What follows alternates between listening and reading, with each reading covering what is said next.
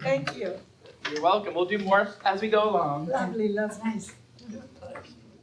I think we're actually ahead of schedule, so why don't we get started? It's great to see so many people here. I just sent out a bunch of emails and it just happened like this. So welcome to the conference For Our Common Home, Authors in Dialogue over Laudato Si. I'm John Quiring, the Program Director at the Center for Process Studies. This conference, I need to tell you, is co-sponsored by the Center for Process Studies in conjunction with Toward Ecological Civilization. That's our new CPS project, carrying on the work of the June conference. And also Whittier College, Loose Initiative on Asian Studies and the Environment. Just a moment of background for this. In November, I was asked for a conference idea that I might be willing to organize. Later, Vern Weissig was asked to co-organize with me. He was master planner, as you know, for the Seizing an Alternative Conference. A low budget, of course, was necessary. We agreed on the discussion potential of For Our Common Home. Have you all read this? Have you all read cover to cover? I haven't. Every page. Process-Relational Responses to Laudato Si. Have you all read Laudato Si cover to cover? I have. The encyclical letter by Pope Francis. Often conferences precede books. Here was a book without a conference. So I thought rich discussion might occur if we could bring together some of the authors, starting with those close to home, save on money and reduce our carbon footprint. Then we learned that David Griffin was writing a book about Laudato, so he'll be here tomorrow to start off the conference. So 23 of us, at last count, are planning to discuss our chapters with each other and then with you, the audience. 5 will be video conferencing with us via Zoom, thanks to Andrew Schwartz's IT expertise. We've paired the authors and asked each for a 5-minute introduction to their chapter. Some may read from their chapter, others may update their response that was written in August. And take more time. So in each half-hour pairing, the chapter introduction will be followed by a 5-minute response by the other author. Then the respondent discusses their chapter for 5 minutes, followed by a 5-minute response. Then we turn to the audience. So it's basically 30 minutes per chapter as we chug our way through the book. You've heard Sherry Kling. Sherry Kling is a PhD student here at CST, and she and also Bonnie Tarwater, Pastor Bonnie, will be singing from time to time to keep us alive, keep us awake. Probably at the end of the breaks, they will beckon you back in to the conference.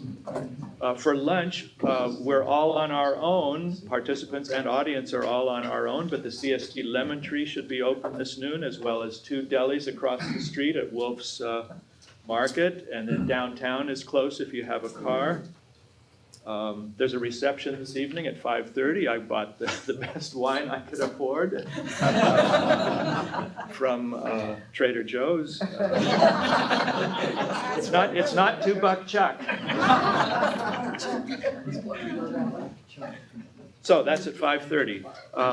Our first speaker, our keynote speaker today is Dr. John B. Cobb, Jr. Most of you don't need this full-page introduction, but John is Professor Emeritus here at Claremont School of Theology and Claremont Graduate University. He's co-founder of the Center for Process Studies, the journal Process Studies, Progressive Christians Uniting.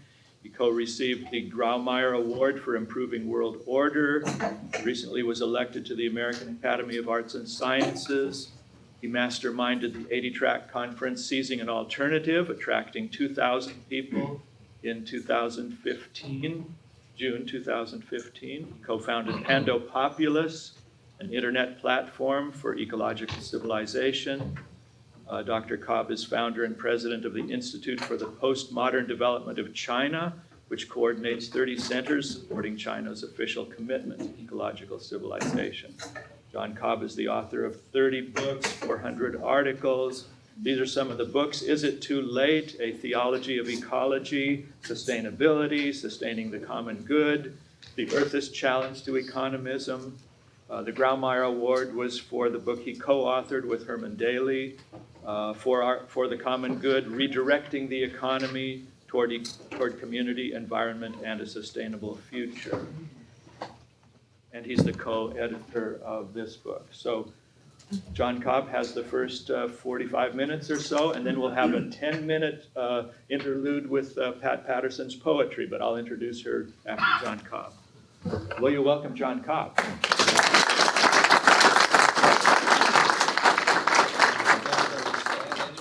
The sound takes care of itself. Yeah, well, that's the sound right there. Yeah, okay.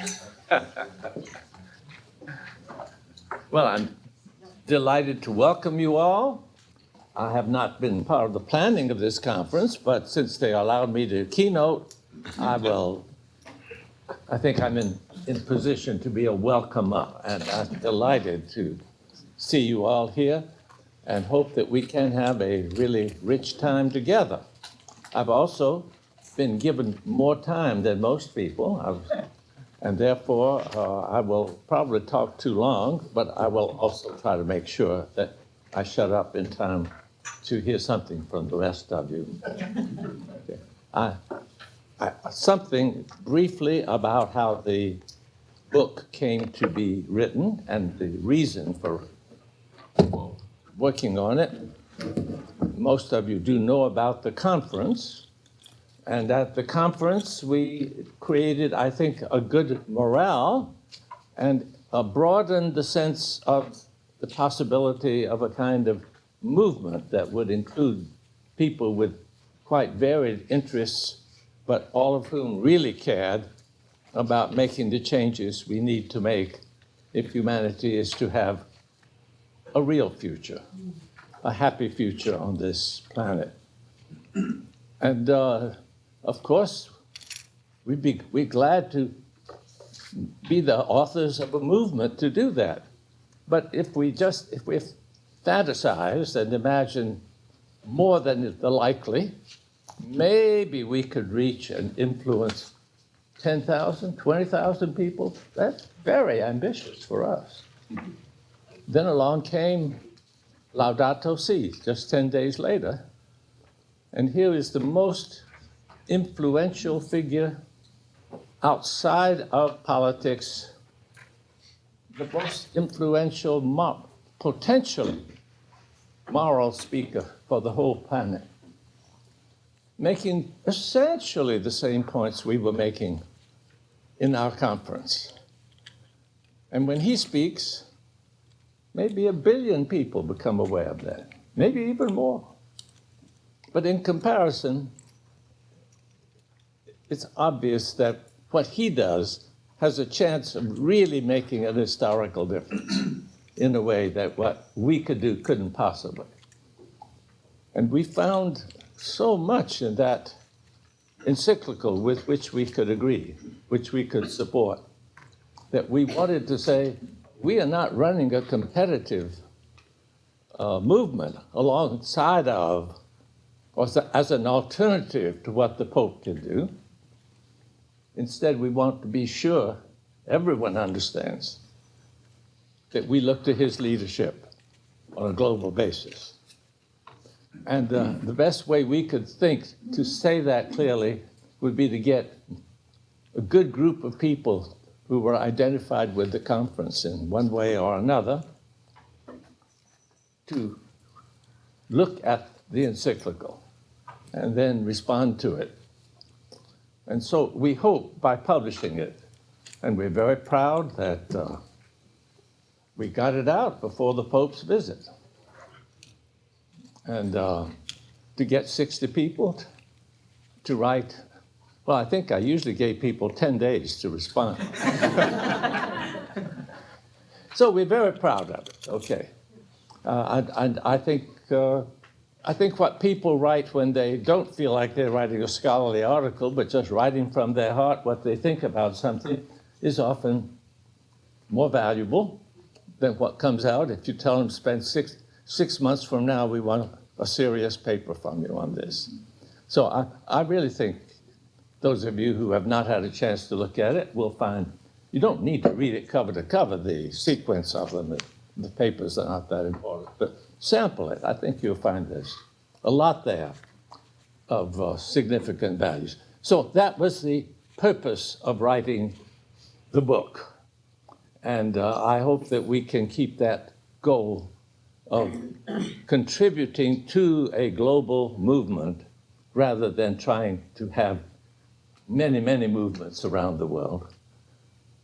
I mean, that's all right too, you understand. I mean, ours will be distinctive, but we do want it to contribute to the larger goal.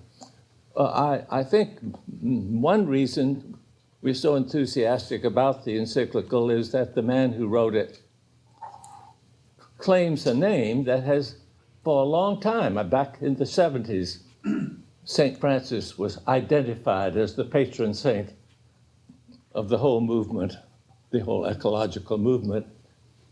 And it would have, I don't think there have been many people who have come along where we would feel comfortable if they chose the name Francis. But this one, this Pope can name himself Francis, and we feel, yes, here is another man who really is a follower of Jesus. To me, that's the most important thing. And there are many, many people in the world who, when they see a follower of Jesus, respond. That's very different from being a church authoritarian leader. And of course, the Pope has a role he must fulfill. Okay, so first, I hope you understand what I'm now going to talk about in no way diminishes what I've just been saying.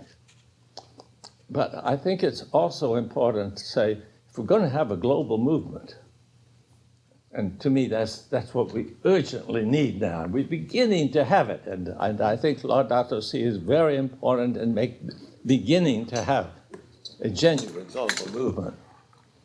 But we'll have to put many of our individual foci not aside. We continue to work on them, but recognize that there are many things that are missing in Laudato Si. And there are some things in Laudato Si that we don't like. That doesn't mean you can't join a movement. If you wait till you find something that agrees with you exactly, there will be you and that person who wrote it, and that's your movement. But the differences are important too. We did not highlight them in the book. I mean, as you read the book, you will understand not everybody in the book thinks everything in Laudato Si is exactly right. But that was not the purpose of the book. I think first we have to establish ourselves as being part of the movement, and then we have to say, we think there are some things omitted from Laudato Si that are not minor omissions. They're very significant omissions. And we even think there are some things the Pope says in Laudato Si that I at least, am going to ignore or keep working on the things that I want to work on. And I just want to identify those. I think those of you who've been involved in this discussion will not be surprised by anything I say at this point. Jimmy Carter had spoken at the American Academy of Religion the previous fall. And he had been invited to talk about climate change. The woman who was the leader that year really thought that even academic guilds ought to pay attention to what's going on in the world. Very rare, I assure you. And I don't think it will even continue very much in the American Academy of Religion. But at least one year we had a leader who was really ready to stick a neck out on this. So Jimmy Carter came, and he gave a speech, but the speech had nothing to do with climate change. It was entirely an explanation of why he's going to devote the rest of his life to the cause of women. Well, the contrast is rather striking. Gender issues simply aren't there in Laudato Si. And here's another very important figure, one of my heroes. I happen to like him especially because he's from the same part of the country and the same age I am. All kinds of things like that. But I think many people would agree he has been our best ex-president. And that it would make a serious judgment that the way women are treated in the world is the most important issue for him to spend the rest of his life on. It's not a minor matter. So in spite of the fact that it's a little irritating when you invite somebody to come to a conference and pay them an honorarium, that they pay no attention whatsoever to what you ask them to do. It was also a rich learning experience. And I mention it just to say, my inclination is to say, well, I don't think he's quite right. I think we could solve the problem. I mean, we can't, but I mean, even if we could solve gender problems, the world might still sink into the depths of destruction.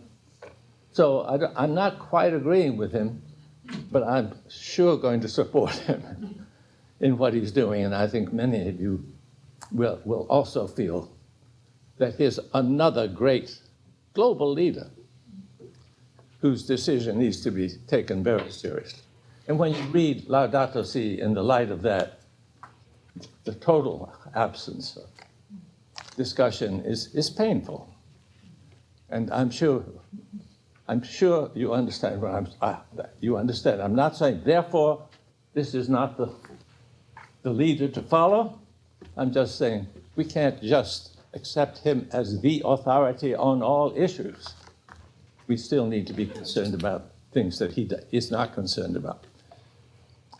It's not too surprising that when he deals with issues closely related to the gender issues, what he does say is not what I would say. Whereas on the great majority of topics, Laudato Si is very sensitive to the importance of having all points of view expressed and discussed. He does a wonderful job in relationship to the scientists. So many scientists are enthusiastic about Laudato Si. That's a great accomplishment because, as you all know, the suspicion that scientists have of church leaders is enormous. And to have overcome that is one of the great accomplishments of his encyclical. But when he gets to the issue of abortion, there's no sensitivity whatsoever expressed to the plight that leads people to have abortions. At least that's the way it reads to me. And that's disappointing. I could hope for more, even if he is not in position to actually confront the traditions of his church. In other contexts, he has emphasized the pastoral. And it's absent in Laudato Si, I think, on this issue. And I'm one of those people who thinks that the population issue is extremely important. And that's a very divisive statement. But I think population, no matter what else we do, that the increase of global population is going to make it more difficult to reduce the calamitous deaths that I think are already in the cards. So the fact that he refers to this, but his only reference to people who, I mean, he doesn't want us to take up the population issue so far as this is concerned, but his own reference to people like me is to belittle us or even slap us in the face. So I feel slapped in the face by what he says. Okay, so I just want you, I'm saying this just so you'll understand. I don't think that saying we look to him for leadership on the most important issue that the world faces, the most important issue humanity has ever faced. And that's not a minor matter. But at the same time, I'm going to fight for my causes and without being deterred. I think that is really to support a leader, to make it clear that to support him and whatever global movement he can in fact generate does not mean to give up the things that we think will help to achieve the goal that he has articulated so well. So I'm just saying that because the strength of my feelings about these matters does not come out in the book. I felt task number one, yes, we've got the global leader. There's no one else who can do it. If the world has any chance, we've got to unite to support him. Second point, that doesn't mean agree with everything. In some cases, that may mean flatly disagree. Now, let me turn from that to say what I think we now need to be doing and what we are trying to set the groundwork to do. And this is continuous with my reasons for having the conference in the first place and having it when we did. I don't think that if we tried to have a similar conference even 5 years earlier, certainly 10 years earlier, that it would have worked.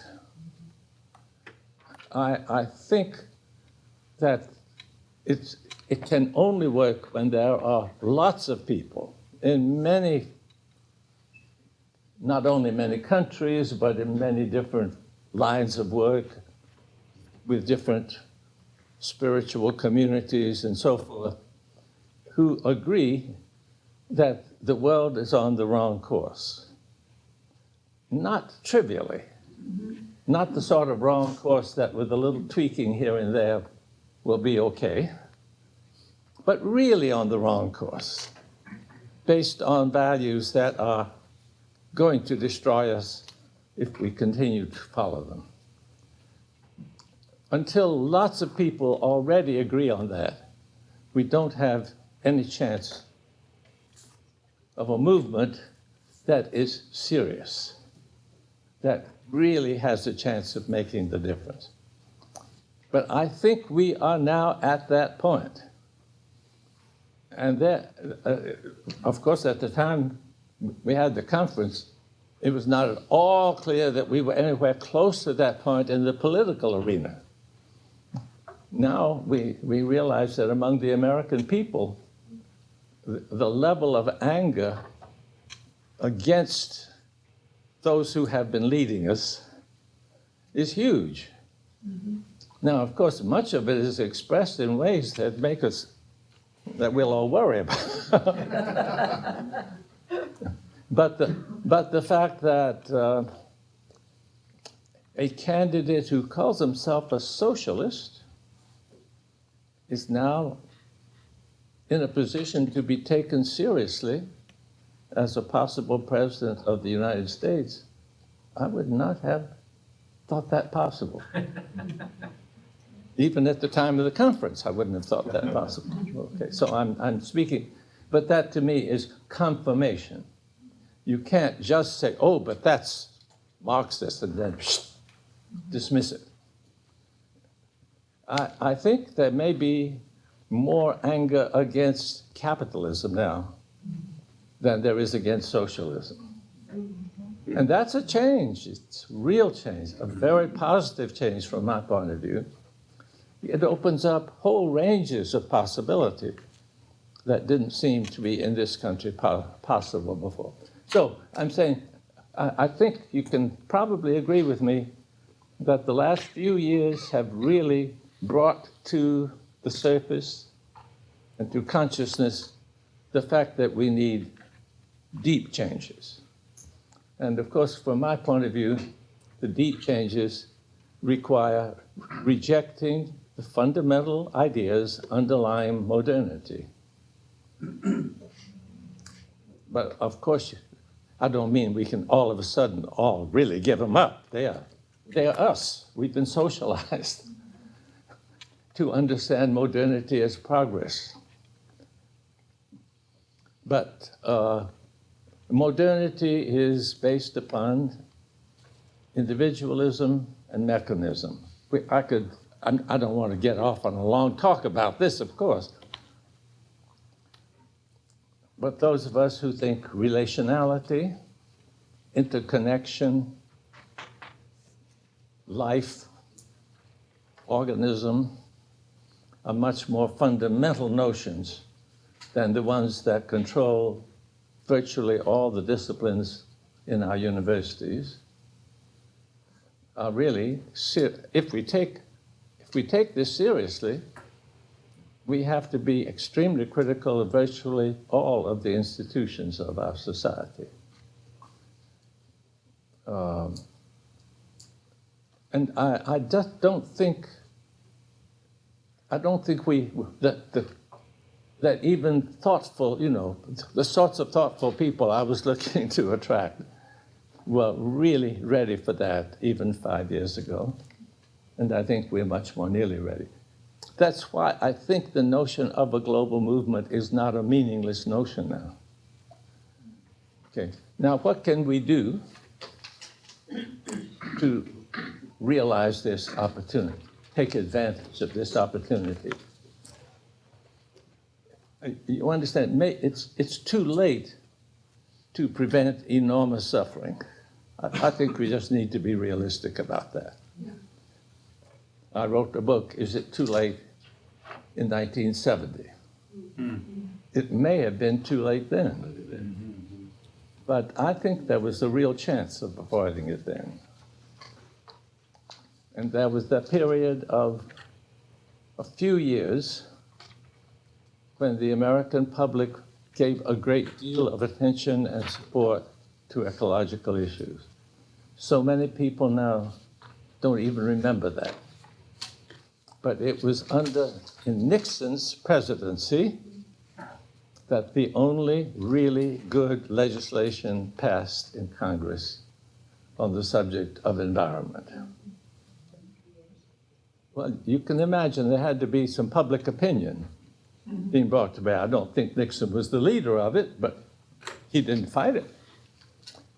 But a few years later, the corporate and financial leadership of our country, and therefore really of the world, of most of the world, decided they didn't want this. And from that time on, the movement ended. Lots of fragments, lots of people doing good things. But the salvation of the world became one minor cause in a laundry list of causes that a few people might happen to be interested in. I have not enjoyed for decades watching this kind of attitude dominate our churches as well as the rest of society. People of goodwill said, yes, we should be interested in the environment. But of course, this and this and this and this are the more important issues. I think human survival is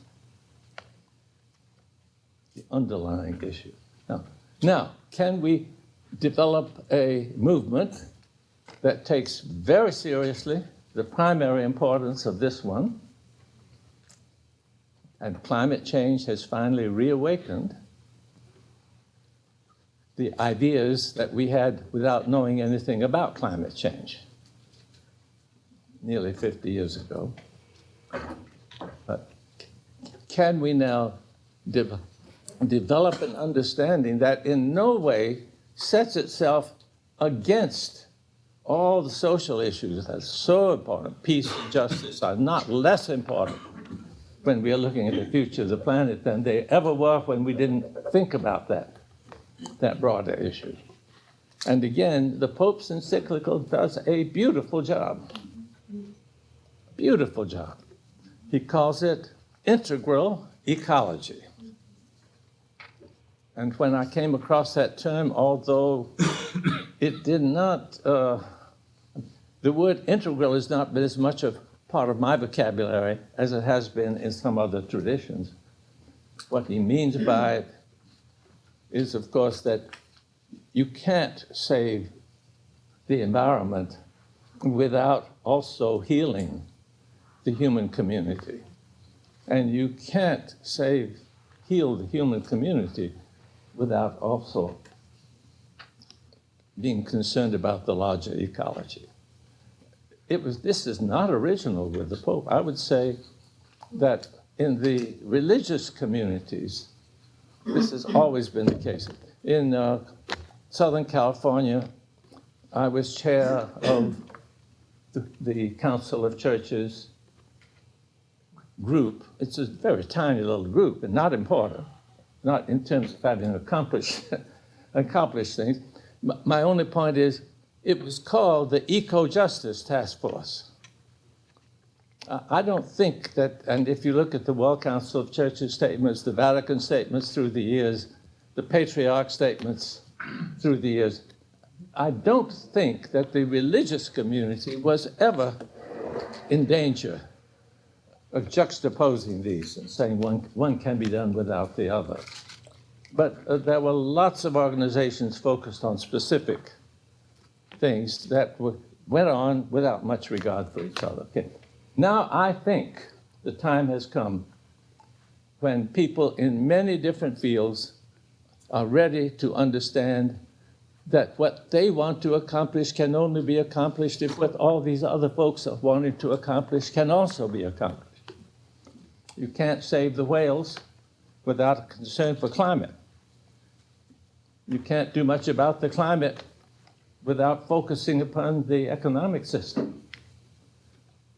But you can't draw people together around making changes in the economic system as long as education is controlled and is directed in the way it is. You see, I think our whole educational system creates individualists, competitive with one another, anthropocentric, believing that money is the primary value. I could go down the list. We spend enormous sums, and all of us want to support education. And the result is to produce people who are the opposite of what we need. I feel strongly about that because I saw so many people seem to think you're going to solve problems by education. Well, by good education, you can solve a lot of problems. By bad education, you make the problems worse. I'm working with more effect in China than I am anywhere else. And the Chinese, very sadly, from my point of view, copied the American educational system. So one of my repeated comments in China is, you're not going to have a socialist country based on a capitalist education system. But that's what they're trying to do. And it will not work, but I haven't made a dent on the educational system. Don't misunderstand. I'm just saying it forces one, when you look at what it does in other cultures, to see what it has already done to us. And of course, you can't change the education system without getting involved in religious change, and so forth. They're all together. We're dividing them up and say, that's your responsibility and that's mine. I won't help you. You don't have to help me. That's what we've been doing, and it does not work. We're not going to save the world that way. So is there a possibility of actualizing, making actionable maybe, the existing consensus? The consensus is there, but it is not expressed in such a way that it becomes a part of the public discussion. And I'm hoping there is, and so we have two groups working on it. One is the EcoCiv that is co-sponsoring this conference. And it's our hope that if we could formulate simply and briefly, a wide consensus about agriculture, economics, education, penal system, the legal system, political system, you name it. Obviously not all at once. This is a huge project that would in fact gain the support of people of goodwill across the board. And that could be made clear so that you don't have just a few marginal educators proposing changes in education and a few marginal economists proposing changes in economic theory and a few marginal agriculturalists proposing changes in agriculture. But we let the world know that most of us want those changes. I think that could happen because I think the consensus is there. So I'm hoping that EcoCiv will find a way to make an existing consensus highly visible so it cannot be ignored by our politicians, by our educators, by our lawyers, and so forth and so on. Now, the other effort we are making, which actually came to us as a gift, is that Pando Populus, which set out to be a website, and is still a website, but it has become a movement in the county of Los Angeles. The details of how this happened, I think, are fascinating. I'll just say the man we invited, he actually sort of invited himself, but we accepted his self-invitation to come to introduce Bill McKibben the first night, is a member of the city council in Los Angeles, an influential one, who is very much concerned about most of the things we are concerned about and has been doing a good job on the city council. And then the man who works most on his staff, who works on environmental issues, stayed for the whole conference. And then he got in touch with Eugene, and all of a sudden, Pando Populus was a factor in Los Angeles. So to connect it with Laudato Si, many cities around the country had activities connected with the Pope's visit, even though the Pope was not present. There was one in San Diego, for example, and there were people who said there should be one in Los Angeles. Well, because of these political connections, organizing and leading the Los Angeles meeting was handed over to Pando Populus.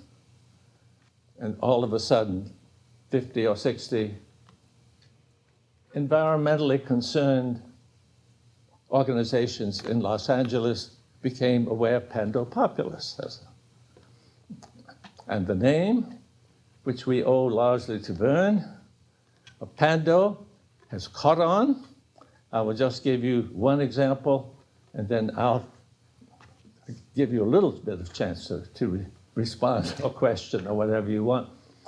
But I'm particularly fascinated that the municipality of Carson, which is an inner city kind of a place, as I understand in the negative meanings of inner city, has some leadership that is really trying to pull itself up by its own bootstraps.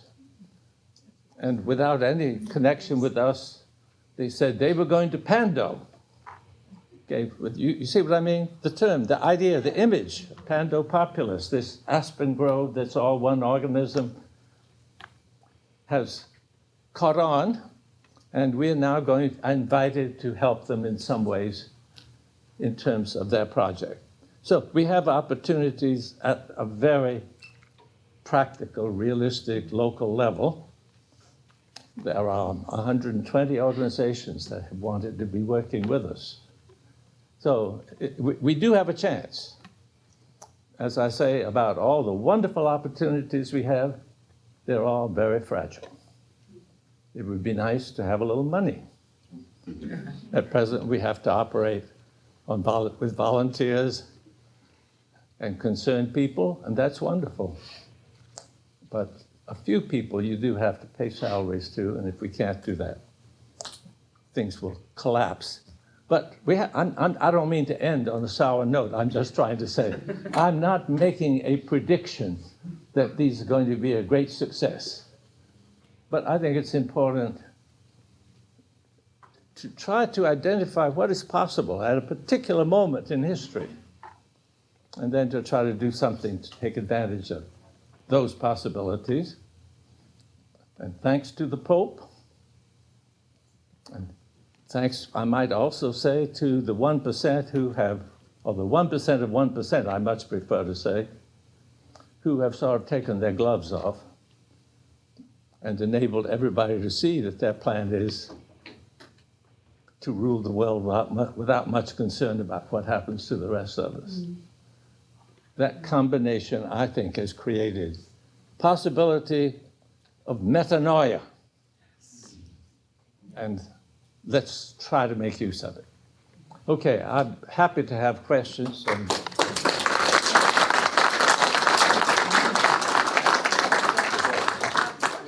Metanoia. Oh, thank you. Crystal math? No.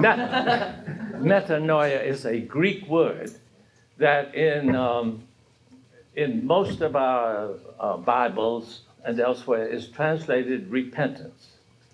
But the word repentance has come to mean to most people feeling sorry about what you've done. And metanoia, I think there's good reason to feel sorry about what we've done. But metanoia means the mind, you're changing the nous, the mind. And that means the assumptions that you've been operating on, you change. You adopt another set.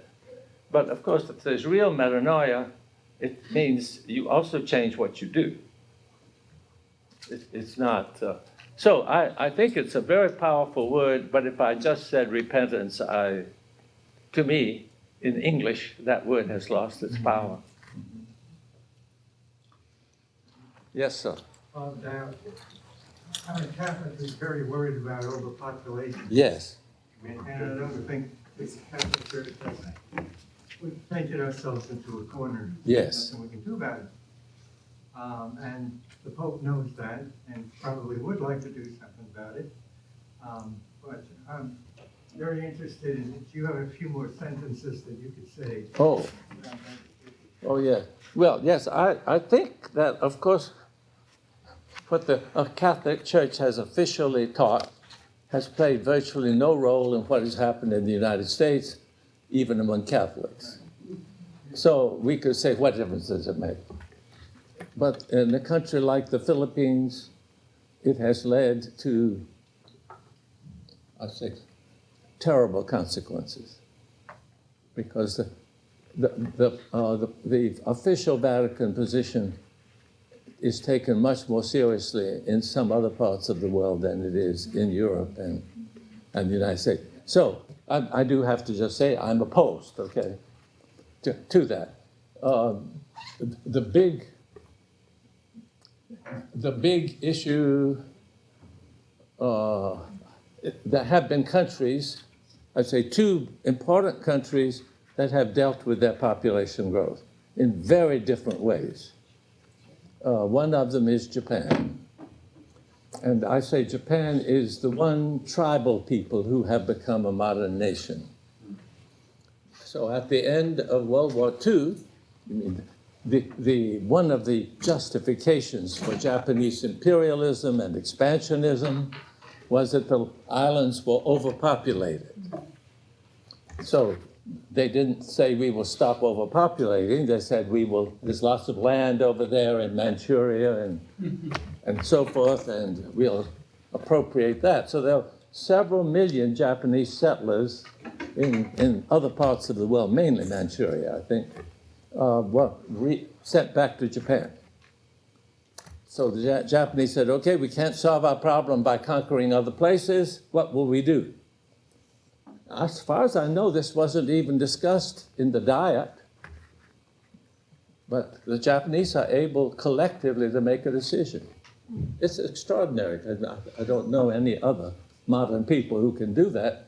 So they decided from now on, no more than 2 children.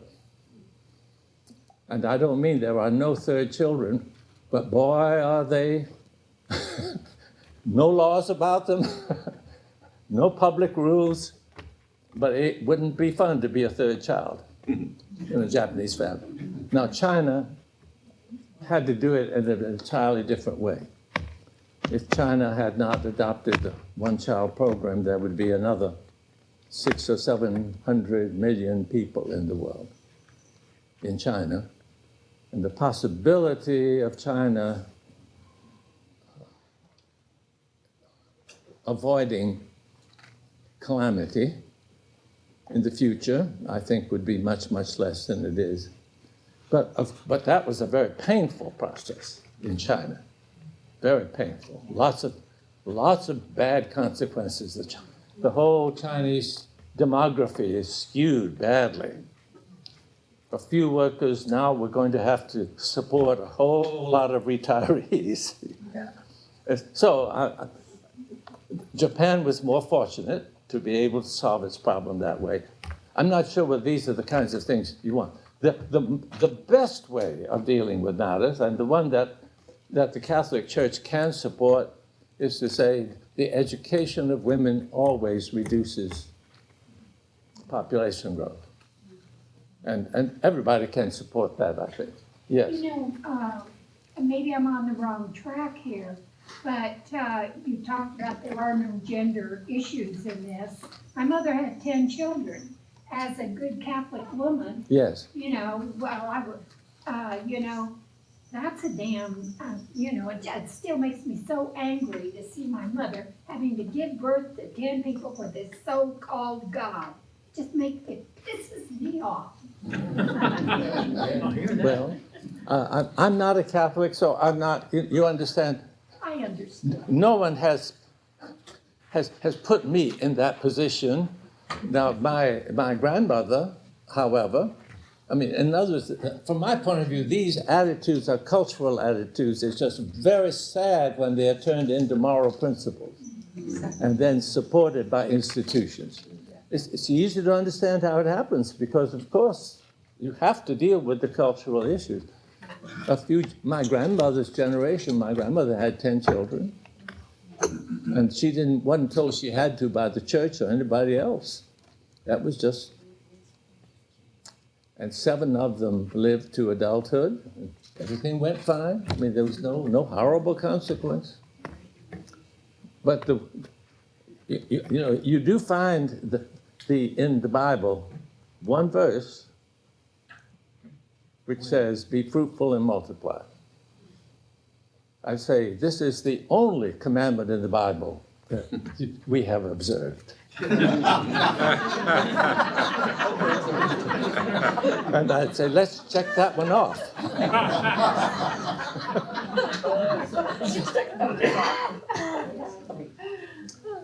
Yes. How do you see the role of the theological seminaries, particularly with reference to the potential of the old line or mainline Protestant churches to step up and be a significant part of a movement? Well, obviously, I think it's very important that the future leadership of all of our religious bodies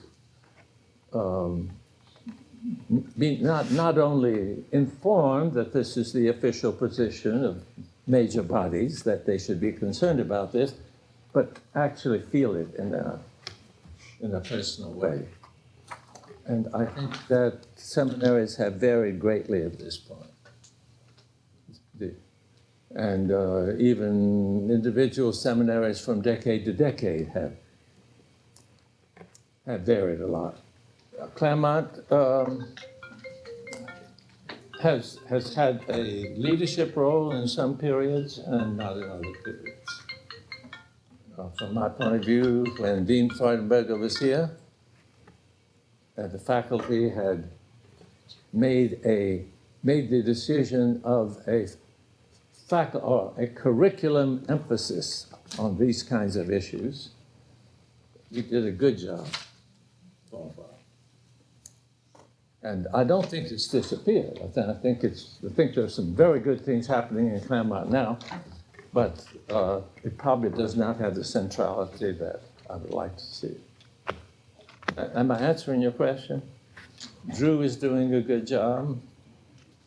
That's actually the national center of the Green Seminary movement, I think. Yes. There are other things happening. I don't know how significant you would think these things are. I know that the Evangelical Lutheran Church in America has made money available to parishes to make their buildings Yes. more efficient, and by doing that, an example is being Absolutely. sent Everything. to members. Everything counts. I know that the Lutheran School of Theology in Chicago is working on Laudato Si money. Yes. Yes. Okay. No, I think there are hundreds of There good are things things happening in seminaries, and Yeah, almost all of our denominations have good statements on the topic. yeah, but. So Laudato Si is by no means, saying things that haven't been said before. And it's worded that But way. I've never seen them do this before, is what I guess I'm also saying. Yeah, no, the World Council of Churches in 1972 Yeah. added to it, it had previously spoken of the goal as just and participatory societies. And in 1972 in Nairobi, it said just, participatory, and sustainable. And all over the world, there were conferences on what sustainability meant. Yeah. It was good work. I really think that the churches have reason to be proud of what they've done. But the problem is statements by themselves. I think that different churches are somewhat different, but on the whole, lay people in United Methodist churches know almost nothing about what the World Council of Churches does, know almost nothing about what the National Council of Churches does, knows a little bit about some particular features of what the General Conference of the United Methodist Church does. But if there are like 25 MDiv students enrolled in a course on future of creation, as there are, they will reach parishes. Exactly. Philip Clayton has done some wonderful work here in terms of his teaching. I mean, there are many, many good things we could talk about. Yeah. I'm trying to put the emphasis, the job now is not to create the right ideas Yeah. or get more people to sign. The job is to take advantage of what is already happening Yeah. and where we already are. Yes, John. I see it that part of the problem is these statements and the people who write them and go to the conferences are as old as I am. And when we have a situation in the mainline church when most of our youth have abandoned the church, Yeah. where can the church go from here? Yeah. Well, it doesn't seem too promising. No, well, I hope you didn't hear me as saying the church is going to save the world. No, it's No, not. okay, no. I mean, I think that every institution needs to do what it can. I think in terms of the expression, if you compare the church and the university, okay, which one has articulated the right ideas? Definitely not the university. The university is our major enemy. The church is our friend. So I think that's important, but that doesn't mean the church. If you ask what could the church do, well, I have at times suggested radical action. Let's suppose that a denomination said, as a denomination, we are going to focus our attention on some particular issues over a period of 20 years. If we had done that 20 years ago, I think the church would be in a very different situation from what it is now. And I still think that things of that kind could be done. In other words, after you've said good things, do something about it. And in a sustained way. If you're interested, I could come out with a list of topics that I think I'd love to see a denomination actually try to implement instead of just make nice statements about? Yes. Just to qualify what John just said, in the evangelical Christian community, there's a group called the Young Evangelicals for Climate Action, with chapters on evangelical Christian colleges all around the country, and with several thousand young people involved in that kind of politics. Good. So there's movement in the evangelical church as well, and we should attend to that. I think probably in terms of youth movements, it's not just as well. It's just there are movements among youth in the evangelical churches, and that's very encouraging. It is. I don't know of comparable movements. John, we had said we would give Yes, Pat thank you. Patterson some time. These issues are going to keep coming up over and over for the next 2 days, so I think Ignacio will have a chance later on. Yes. So let's thank John Cobb.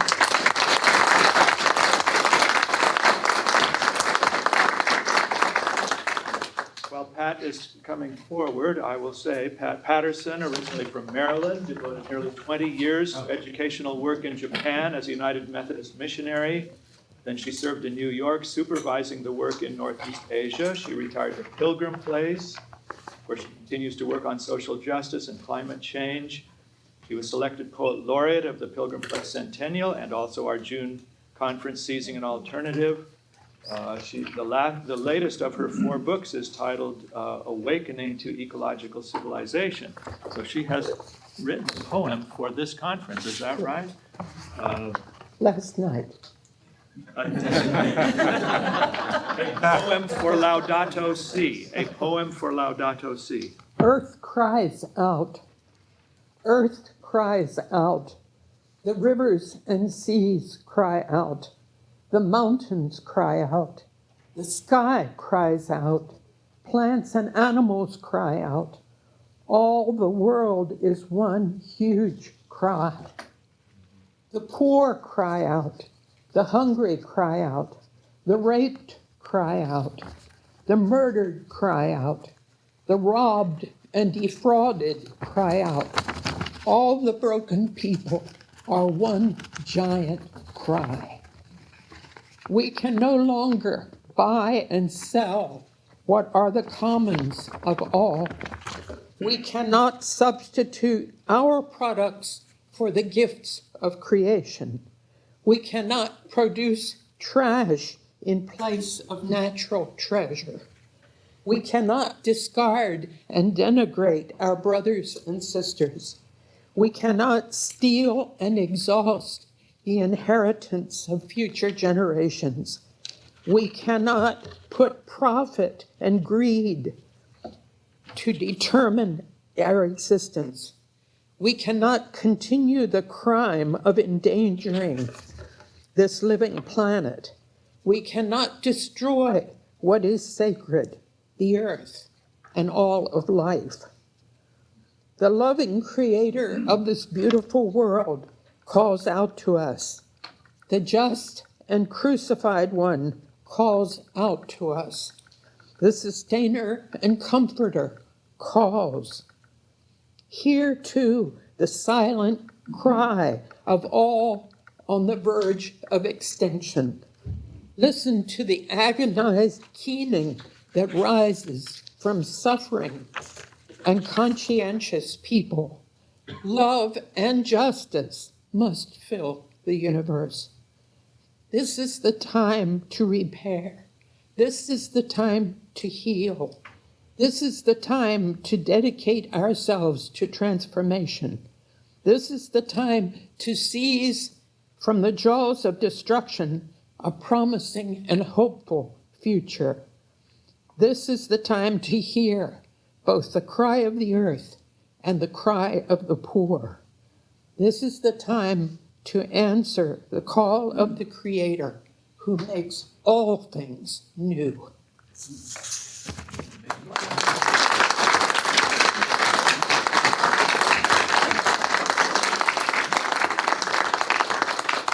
Thank you, Pat. I didn't know whether to cry or applaud. So I think we're on track. Will Brian be coming on pretty soon, or? We've got him ready. As soon as you would. I'll just read 2 bios here, and then we'll have Dan come up forward. First, Brian Henning is Professor of Philosophy and Environmental Studies at Gonzaga University in Spokane. He's a leader in the Whitehead Research Project and is Executive Director of the Edinburgh critical edition of the complete works of Whitehead. He has co-edited Beyond Metaphysics, exploring in Alfred North Whitehead's late thought. He's the author of Beyond Mechanism, Putting Life Back in Biology and Thinking with Whitehead and the American Pragmatists. His book, Ethics of Creativity, which is basically an eco-ethics book, won the Findley Book Prize from the Metaphysical Society of America. His most recent book is Riders in the Storm, Ethics in an Age of Climate Change. So there's Brian. So he'll be our first speaker talking about his chapter. And then Dan Dombrowski, who was his teacher, is Professor of Philosophy at Seattle University. He is the author of 17 books and over 100 articles in scholarly journals in philosophy, theology, classics, and literature. His main areas of interest are history of philosophy, philosophy of religion from a process perspective, and ethics, especially animal rights. He's the editor of our journal, Process Studies. For the Seizing an Alternative Conference, he organized the track on process philosophy and analytic philosophy. So, Brian, first to you, and then Dan will respond. Dan, find a chair up here. You sit up here. Yeah, and I guess, I don't know how we're going to watch Brian, but Hi, Dan. can you hear us, Hello, Brian? hello there. Welcome from I can hear you. Are you able to hear me? Yes. Why don't you take time to discuss your presentation in the book or whatever you have for us? All right. Hi. Hello, everyone. Hello. So I've got my digital avatar floating head here. This is rather strange. I haven't done this before, so please forgive the. I'm glad that I was able to participate. The digital alternative is nice, but I think it's probably not going to be as good as being there in person. I'll miss seeing you all during the breaks. So I guess I'm supposed to talk about my essay here for just a minute. I don't want to repeat everything that I said there. I wanted to just draw maybe attention to a couple of different points to set up what I'd like to leave a lot of time for discussion. I think that's our method here. So maybe a couple minutes and then let's chat. So basically, a lot of the work that I've been doing lately has been trying to explore different metaphors that we've been using for describing how we should conceive of ourselves and our relationship to nature. In particular, the idea of sustainability as whether it's a sufficiently robust metaphor for describing our relationship to nature. And I've argued in this Riders in the Storm book recently, a position which is not that uncommon, but just to distill it into 3 points, that frequently sustainability, as it's discussed, is anthropocentric. It tends to limit value to humans. It's secondly, it's technophilic. That is, it tends to emphasize technology as a way of managing our problems and doesn't really want to then disrupt the underlying value assumptions that we have going on underneath. And then thirdly, sustainability is, as it's usually presented, is morally vacuous. By that, I just simply mean that sustainability as a concept is neutral as to what it is that we're trying to sustain. It says whatever we do, we should pursue activities that can allow the present to meet its needs without compromising the ability of future generations to meet their needs. But that it really is neutral as to what counts as a good life worth sustaining. And this ends up being really important because as a result of its sort of neutrality or vacuity, it ends up just allowing the status quo's conception of the good life, which is defined in terms of consumption, to be that which we're trying to sustain.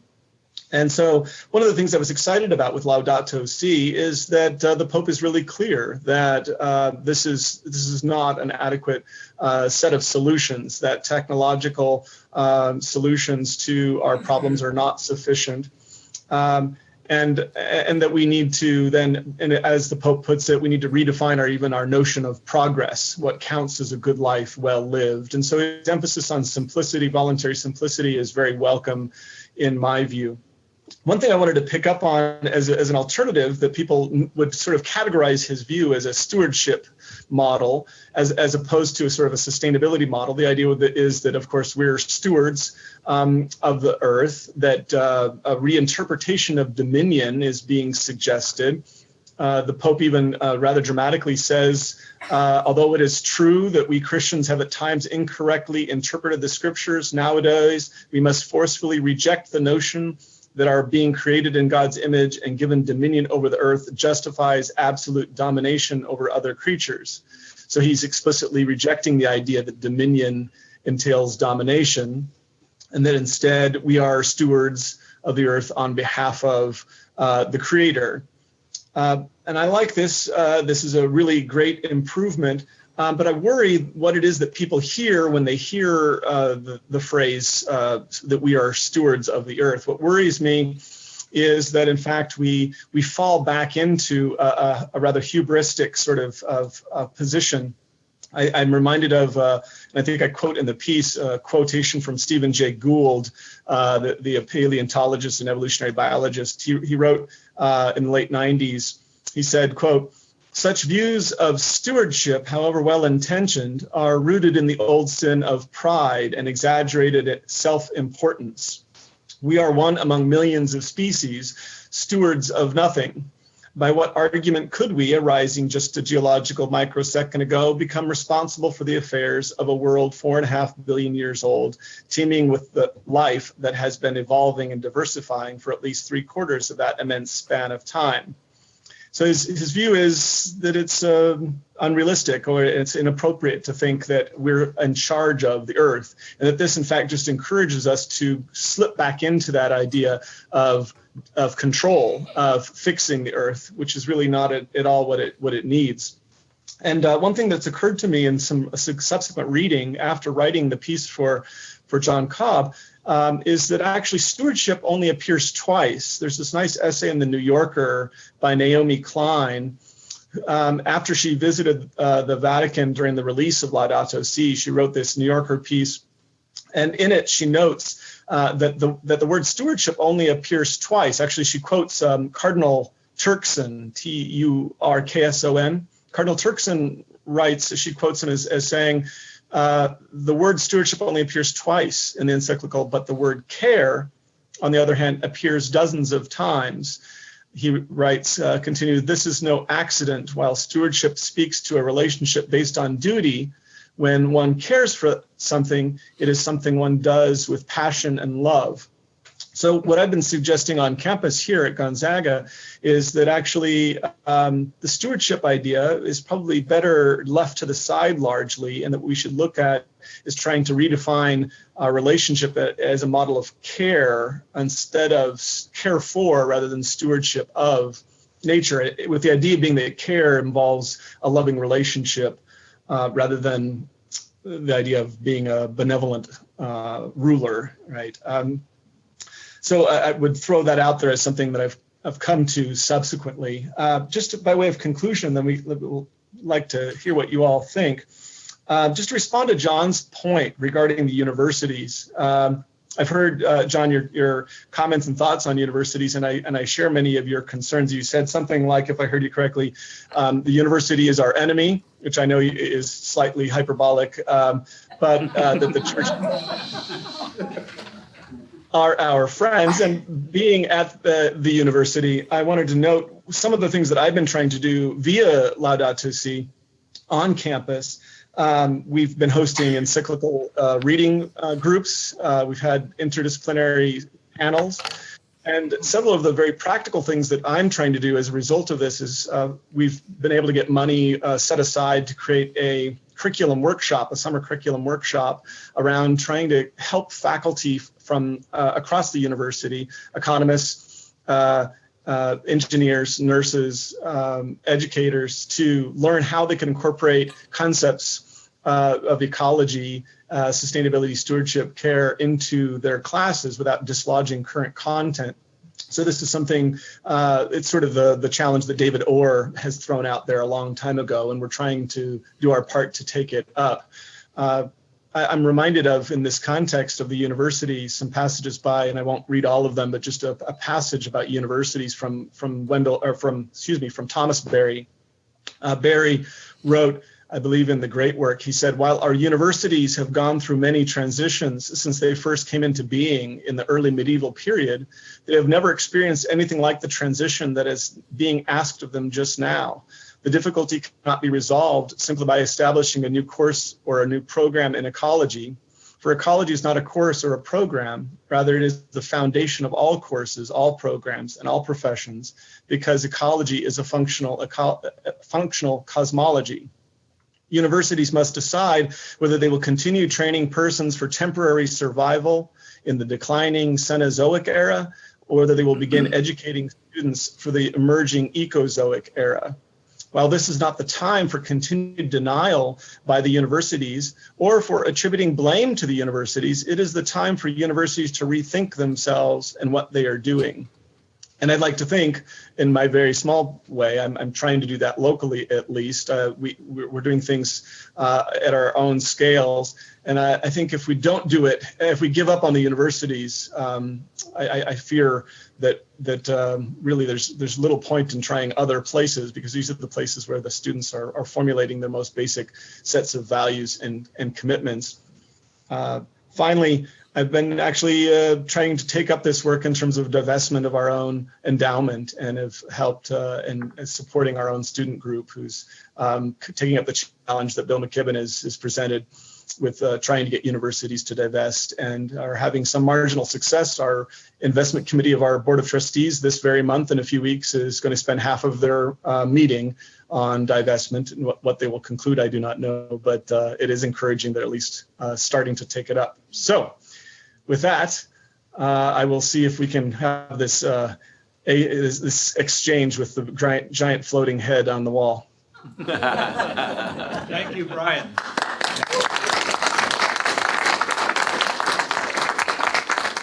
So we're giving Dan Dombrowski the first chance to respond. Yeah. I'm not going to say much because I agree with just about everything that Brian said. I think it may be worthwhile just opening up to questions from other people. The only quibble I'll have, and that'll come out in my remarks, is Brian interprets the Pope as like explicitly abandoning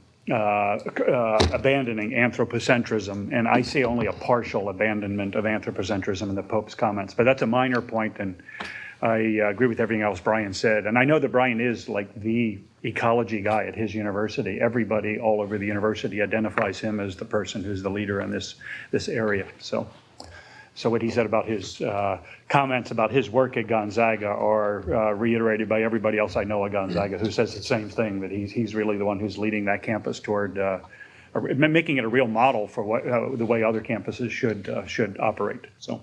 Well, so I heard Brian talk about sustainability, stewardship, universities, and lastly, divestment. There was a beautiful quote there that I didn't get the author of, but we have 20 minutes before Dan gives his presentation. So who wants to pick us up? I just want to thank you for speaking up for universities. That's what I wanted. I'm sitting in one right now.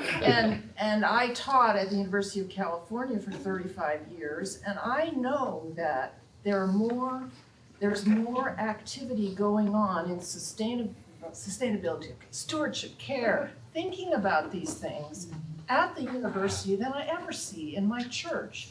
Now, I know that I'm down here on this level, and I wasn't even a professor, I was a lecturer. I'm on this level down with the people, and that's the way I am at the church, sitting in the pews. And I do see a whole lot more among, I'm retired now, but I did see it more among my students and my colleagues. I realize that the upper echelons, the people with money at the universities, are a serious problem. But as to what's going on day by day, as the things you were talking about, I think a lot of good stuff is happening, and I'm glad you spoke up for it. Thank you. We're in the back. One place Bob. in which there's a wonderful article on care. I was trained by this man, professor at Georgetown in moral theology and ethics. And 50 years later, I found out that he had written this article on care, and it just awakens me in many ways.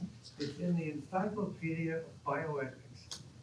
The general editor is Warren Wright, and the thesis, programmatic essay in the whole encyclopedia is the history of the notion of care. And it pops up right away on the computer. You can read it there. And he gives a lot of credit to nurses and nursing schools that had a great deal to say about care. He makes every consideration from Heidegger's being to some of the contemporary literature at the time the article was written had to say about that. I just recommend that to everybody. One of the interesting things about the element of care, which I wasn't noticing when I wrote the article for John, one of the exciting things about the language that's in the encyclical is it connects the Catholic Church to ongoing ethical debates in a way that wasn't possible before. I think Dan and I probably agree about the extent to which Francis is moving away from his anthropocentrism is unclear. But what he has done is allowed the church for the first time to actually use the same language that ethicists have been using. So anthropocentrism, intrinsic value, these are terms that are the basis of the conversation for 40 years within environmental ethics. Care is another one. What I would be fascinated to see is whether or not this opens up an avenue for connecting Catholic social teaching to feminist ethics of care. I don't think it's there. I don't think it's in Francis's mind. It was probably completely unintentional, in fact, as far as that goes. But it nevertheless uses now a term that is in common use among feminist ethicists. In this way, it connects with Dan's essay as well. It would be very welcome if, in fact, they embraced the term care and embraced more of feminist ethics as a result. I'm not holding my breath, but it would be nice if that were the case. I realize I didn't allow Brian a response on the question about universities. I just forgot that Brian was there. How can you forget? Do you have more to say about universities, Brian? I like them.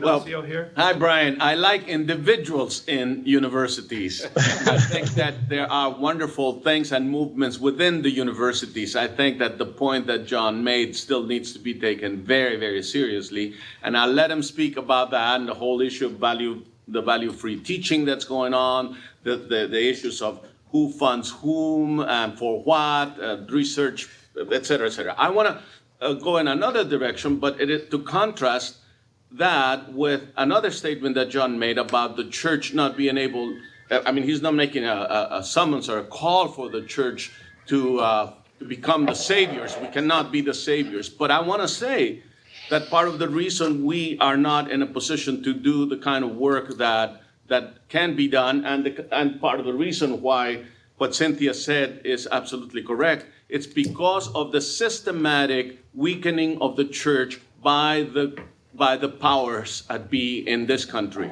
If you look at the history of the church in America between 1960 and 1980, and then if you see what specifically Ronald Reagan did in order to debilitate the power of the churches, you take it all the way from the social, the taken out into the streets by the black church, together with many other people in the civil rights movement, the Vietnam movement, internationally, the Sandinista movement, Ernesto Cardenal, blah, blah, blah, blah, blah. All of that scared the daylights out of the powerful, including the environmental movement in the United States. And that was not just, they didn't lay back and say, oh, look, isn't it nice what the church are doing? They proceeded to debilitate the churches, and now we're not in a position to do that which we could have done. But if we really look carefully at that contrast and the reason for that contrast, I think that you will understand why I think at times some of us are very suspicious about how well-funded some universities are, for what purposes, while churches and other activists are ignored. Yeah, I think that's fair, Ignacio. And I myself am not, I don't identify with any particular tradition. I grew up in the Catholic Church and grew up in Catholic higher ed. And so I'm sort of, I guess you call it a cultural Catholic, but not, I don't identify with the tradition in any significant way. So I feel like I'm on the outside of that debate. On the other hand, I feel in that way I'm like mine and my students who don't necessarily, as one of the guests there said earlier, don't necessarily identify with a formal religion anymore. And so that's why I'd say much of what you say and John has said about the universities is fair, but there's probably a really strong distinction to be made between R1 research schools and the schools that are educating the vast majority of our population, which are community colleges and liberal arts colleges. Well, I don't know, vast majority, that might be an overstatement, but many, right? And the nature of the teachers who are at liberal arts colleges and community colleges, the nature of the funding, the nature of the curriculum is potentially importantly different. And so I think the real problem is the way that we've set up our research universities, how we funded them, what we've aimed them to achieve. You know, I'd share many of John's concerns as far as that goes. But there are so many great schools that are doing really important liberal arts work where we can reach students in a context of where they can talk about ethics, religion, the environment, the economy. My students are now willing to talk about capitalism, for example, in a way they never were 10 years ago. It's just common now. They see the problems. They're willing to talk about them. They'll talk about war. They'll talk about the excesses of capitalism. And so there's a real interest in my students to really think through these things. I don't know what's going on at the R1 schools, but there's really important, interesting work to be done at our liberal arts universities and colleges. I saw a hand over here. Is that? Then we'll go to Vern. Brian, I really appreciated your comments, and I totally agree with the drive to reduce the emphasis on the anthropocentric element of this civilization. And I think a lot of what the Pope is saying in the encyclical would tend to agree with all the Leopold about the ultimate values that ought to be realized in our common activity. On the other hand, it's human beings who are the lethal element in this whole situation. And in the encyclical, there's a very important part which takes up the whole environmental issue in terms of the Catholic service of the Mass. And that seems to be important in the encyclical in terms of dealing with what used to be called the central element in our common life. And so how do you relate that particular part of the encyclical to the other things we've been talking about in terms of environmental ethics? I think the most important word that you were saying I might have missed it. Were you talking about liturgy? Yes, the Roman Catholic Mass and the participation in liturgy in the encyclical seems to be an important element in the whole. And what do you think about that? And especially its relevance in dealing with human sinfulness and perversity and corruption and so on. I'm gonna have to say I don't know. Not being a theologian, much less an expert on liturgy. I've heard some of my colleagues in theology and religious studies say that they think this is an important question, but I wouldn't attempt to try and channel them at this moment. So I just have to say, unfortunately, I don't know. I suspect there are other people in the room that maybe including Dan that might have thoughts on that. Let me just say, I left all that part for the last when I read Laudato, and I was sorry I did because it was so inspiring. To carry further this thought, as education moves towards a more morally neutral perspective, and our churches often seem to be irrelevant and at least the mainline church, and for many of our youth, where do we replenish our moral capital that gave us a perspective to know that we ought to be caring for the earth? It's a really great question. Thanks. By way of answer, a slightly indirect way of thinking about it, I went to a neat conference a few years ago at the Whidbey Institute, and it was on sustainability, curriculum, and contemplative practice. And so it was a group of educators who were looking at trying to incorporate contemplative practice into how they teach into the classroom. And one of the themes that came up was with these professors was this common idea that a lot of us were teaching classes on climate change, and we were having good results at helping our students to see the problem. But we realized also we were leaving them in a situation of feeling absolute devastating sort of realization of how bad things are. That a student, one of my colleagues said her student came to class one day and said, what's the point of coming to class? we're doomed. And it was an important realization for me too, because I felt like if we only just aim to educate our students about how bad things are, we're almost committing a form of educational malpractice.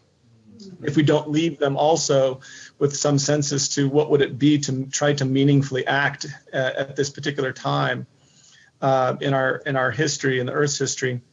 And so that's how I tried to end this most recent book project, Writers in the Storm, was trying to begin to think through what would it be like to try and not leave someone just with a feeling of despair.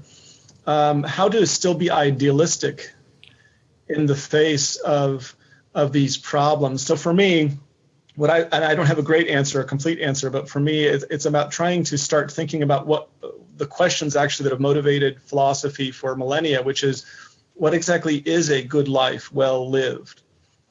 In the face of our mortality, which has always been there, how do I choose to live in a meaningful way?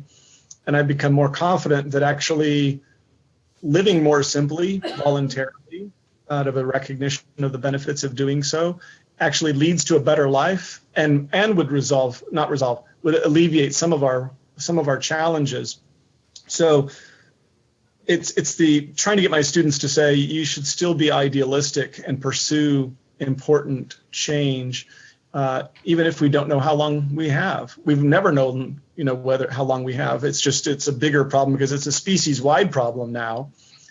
So I take heart in the inherent desire to want to lead a meaningful life and focus on that, not just survival. That's what worries me sometimes about the sustainability movement, is we've reduced ethics to mere survival, to not being dead. And then not being dead is good, but it's not it's not nearly enough, in my opinion, right? Just being sustained, you can be sustained in a concentration camp, right?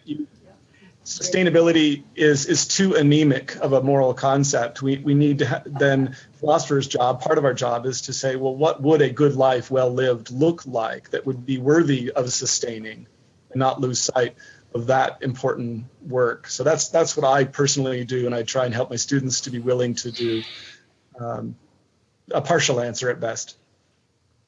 One more question? Go ahead. I think sort of following along that, you had mentioned Thomas Berry talking about ecology being a functional cosmology, and I studied him a little bit, but I'd be interested to hear how you think about it. And I found in his work a little bit of that trying to give some hope of recognizing the problems, but tapping into the great creativity of the universe.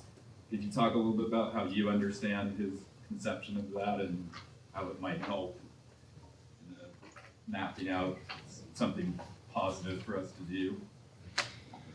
I'm still relatively new to Thomas Berry's work. I've been making my way through it. I find him, he's in some ways the converse of Whitehead. He's thematic and inspiring, where Whitehead is systematic and meticulous. And I think that for that reason, actually, they make an interesting pairing, because Barry, I think, has his finger on a nice description of the problem, and Whitehead benefits from then that framing. So what I'm looking to do in subsequent work is really to take up the challenge as Barry presents it, which is redefining what it means to be human. So I take his view to be right, that the source of the problem is that we have an incorrect conception of ourselves and an incorrect conception of how we fit within reality, and that therefore part of the solution to our problems is coming to a better understanding of what we are and where we are in nature. And for me,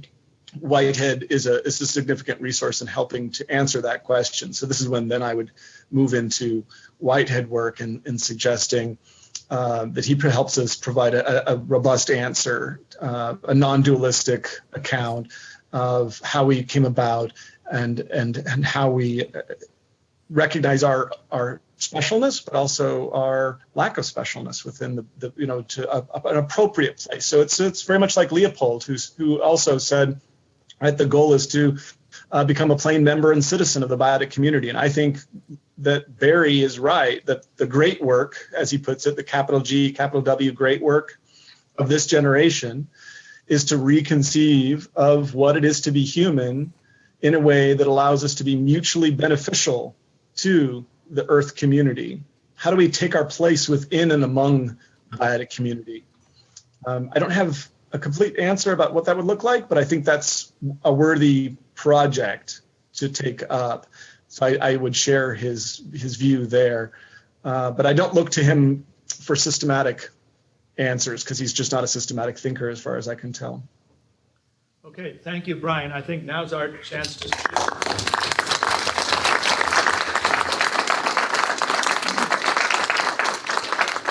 shift around to Dan. I think if Dan faces the audience, you'll be able to see him. Okay. So Dan Dombrowski has some time to present. Thanks, John.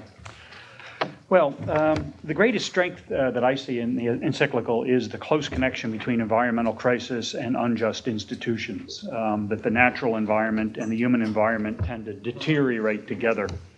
And he's very strong on the idea of an erosion of the common good, a topic that John has talked about well, and which I think is a great book, that book on the common good. I think there are several other strengths in the encyclical. One is the critique of internal emptiness that leads people to consumerism, that it's a spiritual crisis as he sees things, and his call for some sort of contemporary ascesis. Asceticism has had a bad reputation, at least since Nietzsche, where it's been associated with something that's body-hating, but he's trying to turn it into something that's nature-loving. It may be worthwhile to notice that ascesis originally in ancient Greek had an athletic origin, was training yourself for something positive.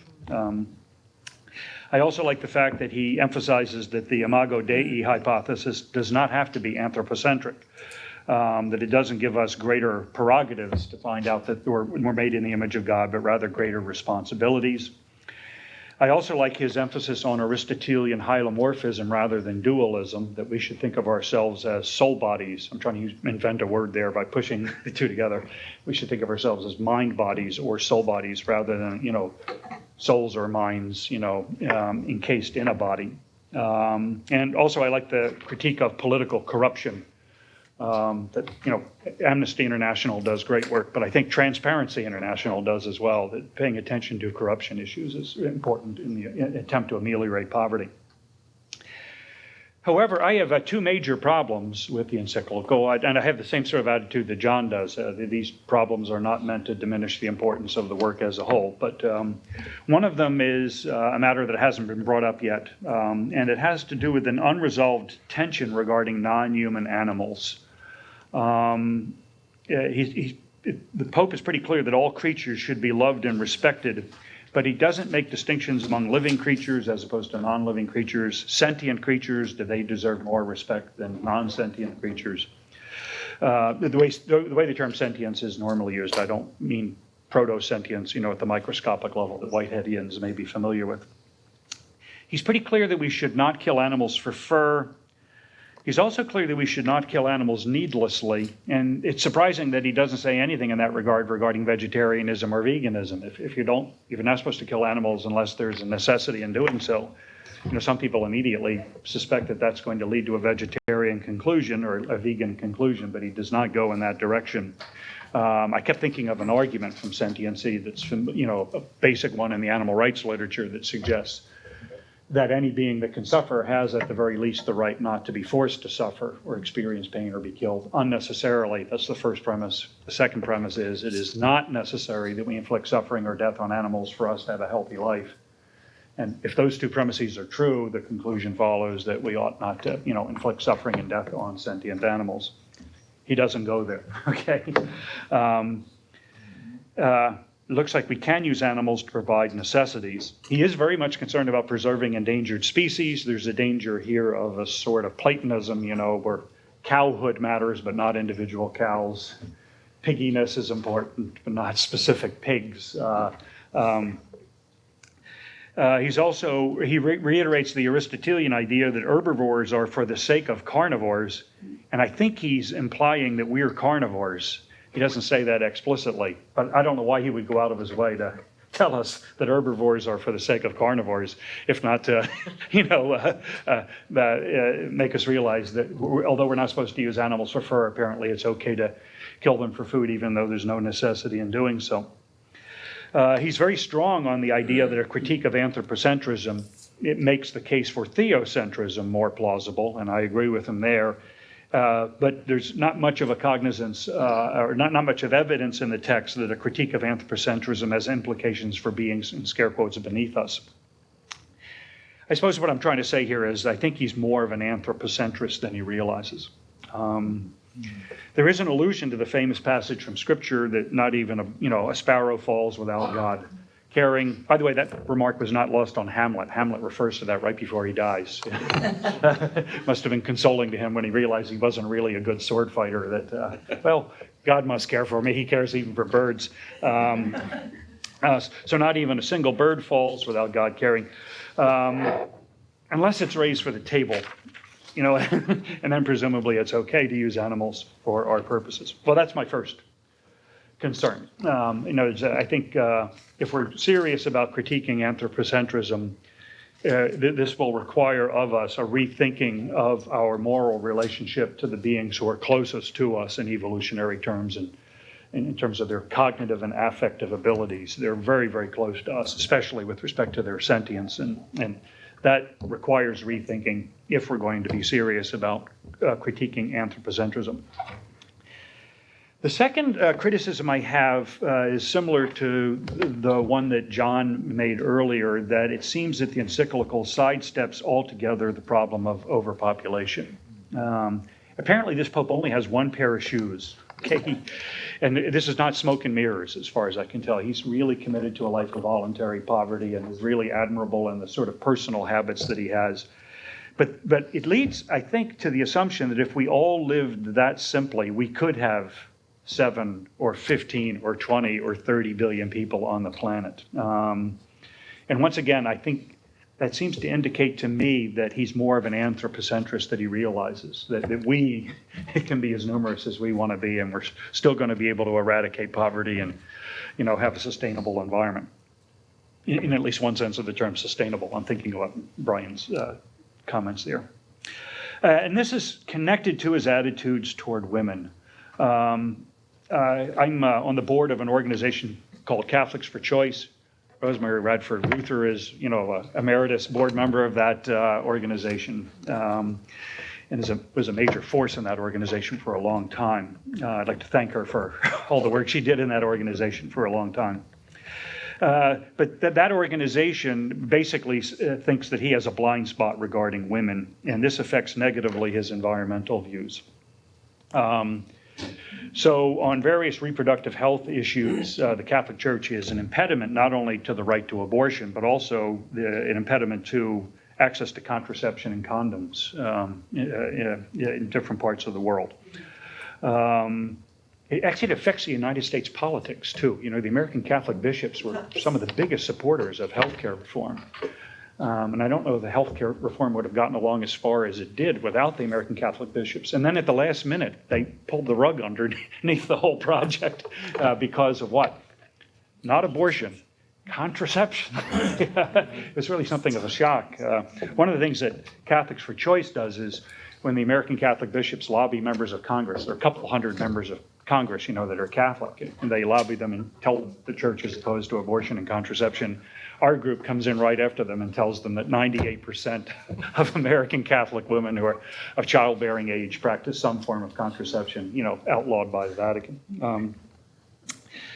As far as I can tell, this Pope supports a previous encyclical by Paul VI, Humana Vitae, although this must really upset the conservatives. A few weeks ago, he made an exception regarding the Zika virus, which strikes, me as such a minor, exception, but maybe it's the camel's nose in the tent that really bothers the conservatives. And that he's opening up the possibility that down the road, the Catholic Church might eventually permit contraception. I've done a lot of reading. I've not done this research myself, but a lot of reading of social scientists who claim that once women are granted political autonomy and can control their own bodies, birth rates go down, the quality of life of the kids that are born improves dramatically, and poverty is ameliorated. Francis' assumption seems to be that we can largely ignore women's rights and reproductive health issues and still make progress regarding environmental degradation and extreme poverty. And I'm just really skeptical of that claim. I just don't think we're going to make any progress, or very little progress, regarding environmental degradation and amelioration of poverty, as long as women don't have political autonomy and are not able to control their own reproductive health issues. So on many issues, this encyclical is a breath of fresh air, but regarding reproductive health issues, the air is rather stale. For example, there's no treatment whatsoever of the history of delayed hominization regarding the fetus. So both St. Augustine and St. Thomas Aquinas had this developmental or processual view that suggests that in the early stages of pregnancy, the fetus is not to be seen as a human person worthy of moral respect, and it's only gradually that it acquires the sort of characteristics that would make it morally considerable in a person, say with the development of a central nervous system. By the way, that was the traditional view in Western Christianity until about the 17th century or so. So there's all kinds of things in the Christian intellectual tradition that are not only ignored, but I think suppressed. I've never heard anybody in a Catholic church, I'm still a practicing Catholic, I've never heard that preached from the pulpit, not once. But it's there, and the texts are pretty clear that Augustine and Aquinas were delayed hominization theorists. So that would have been a breath of fresh air, that part of Thomas would have been brought to bear on these issues. I'm also bothered by the reference to God as omnipotent Father. The patriarchy is palpable there, right? Catherine Keller mentions that in her article. She'll probably talk about that when she's here virtually. I was very happy with the fact that he cited Teilhard de Chardin, right? Tentatively, I went over that passage very, very carefully. He's very tentative in what he says, but it is favorable. So the fact that at least Teilhard is mentioned, and that even people like Dorothy Day and Thomas Merton can now be mentioned in papal documents is, a step forward. It introduces a minimal level of dynamism into the concept of God. The ultimate hope here is that obviously religion and nature have a rich past. The hope is they could have a rich future as well. Probably unlike many people in this room, I'm bothered by the fact that he blames poverty almost entirely on capitalism. It seems to me that many women are impoverished because they're denied access to birth control. And quite apart from whatever economic system you have, if women don't have political autonomy, I don't think things are going to go well. I like the relaxed pastoral approach. So even though there's not much progress here regarding contraception and abortion and so on, there's not this sort of punitive approach that you found in the two previous popes. I also, at different points in the document, realized that he does come from the global south, right? And it occurred to me that he might be suspicious of people like myself who are concerned about overpopulation because he detects some sort of northern neo-Malthusian effort to keep down the numbers of people from the south. And I don't know how to address that. I would like to address that, to allay those fears, but that'll be something that we can talk about as well, perhaps. Let me stop there. So, thanks.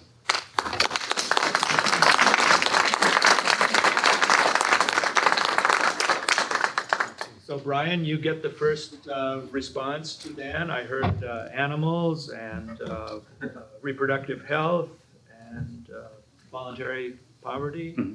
I think you're an expert on some of those. I think, yes. I think I'm going to follow Dan's good role model and not comment, but just simply to say what a pleasure to be able to almost be in the room with Dan as my professor, my first professor at Seattle U doing environmental ethics. I wouldn't be doing any of this were it not for him. And so I just wanted to say thank you, Dan.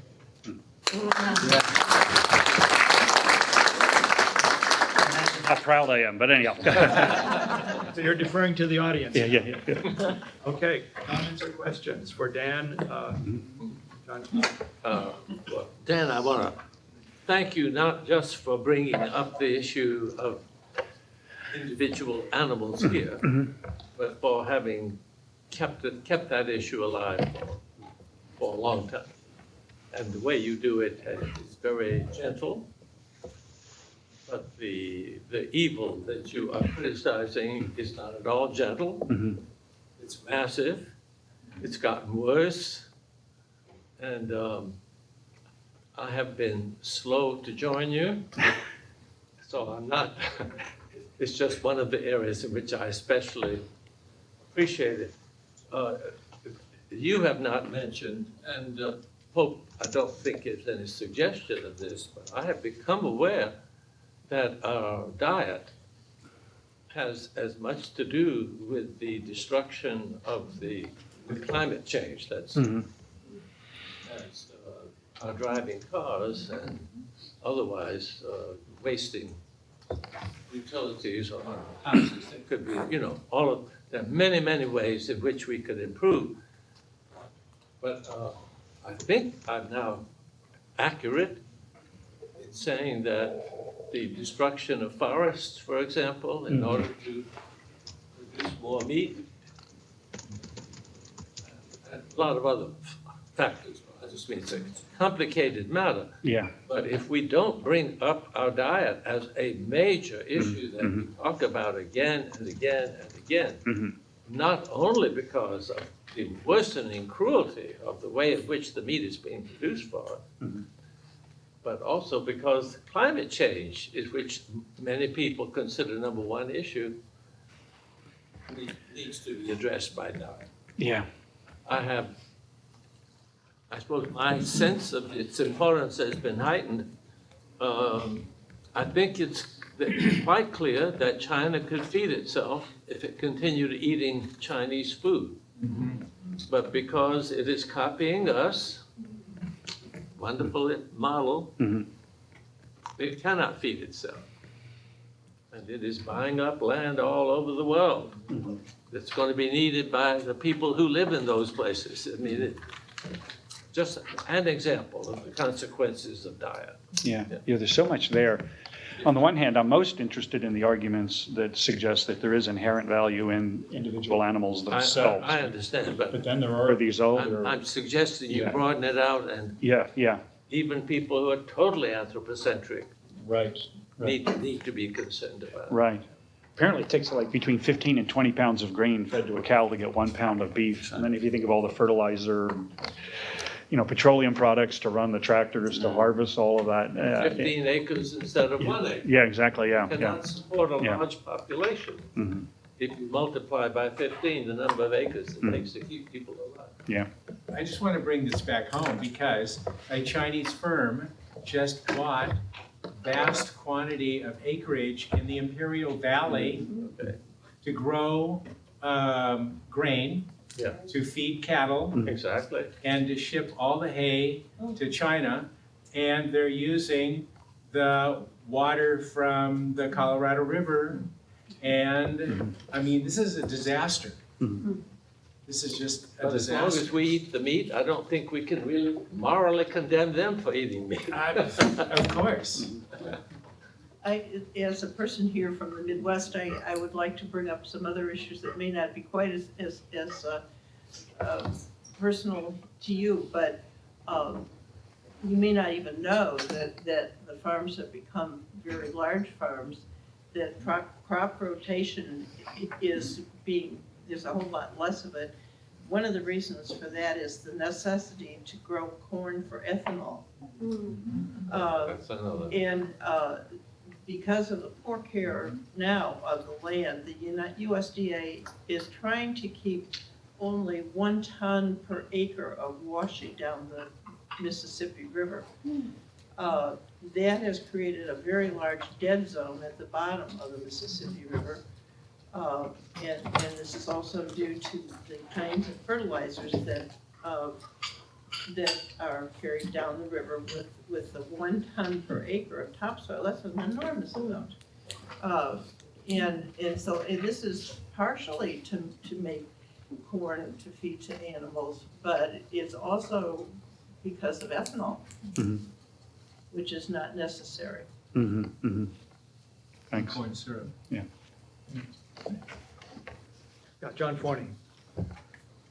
I had a zoologist professor said there's much we could learn from animals if we want to avoid just being, as a species, another piece of meat on the food chain.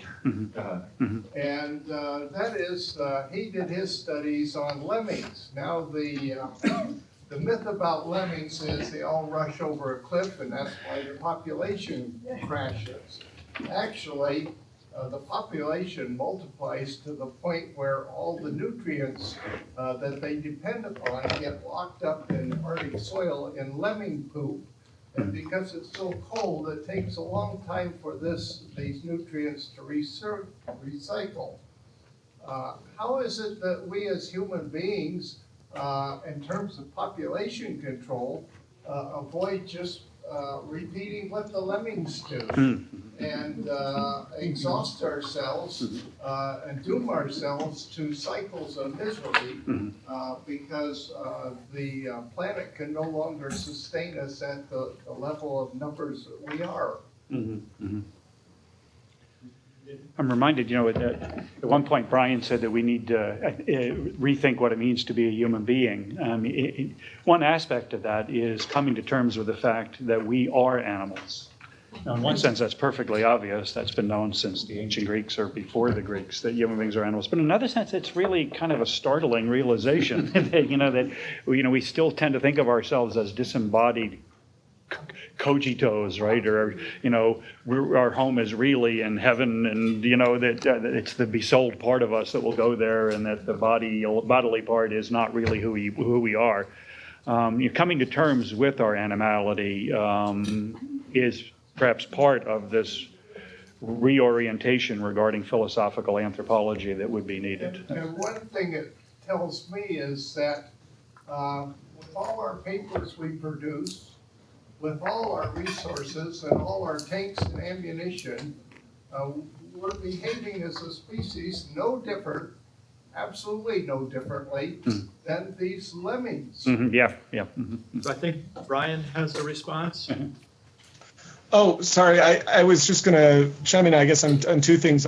I just completed an essay on biofuels for Daedalus that just came out a few months ago. If you're interested, it's called The Ethics of Food, Fuel, and Feed, which looks at some of the ethical issues related to biofuel production worldwide. 35. So just a quick few figures.